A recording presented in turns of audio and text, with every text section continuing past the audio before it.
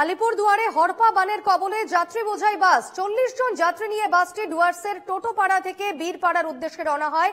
বেসরকারি যাত্রীবাহী বাসটি বাংড়ি নদী পার করার পর আচমকাই হরপা বানের কবলে পড়ে বাসটি।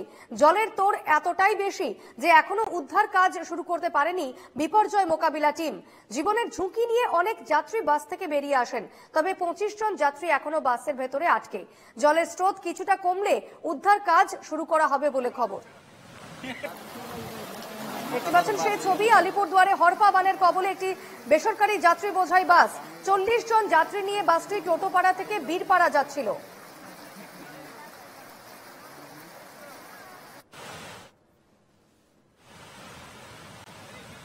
হঠাৎ করে জল আসে গেছে স্যার। আচ্ছা, কোথা থেকে আসছিল বাসটা? বাসটা টোটোপাড়া থেকে। হ্যাঁ, আচ্ছা।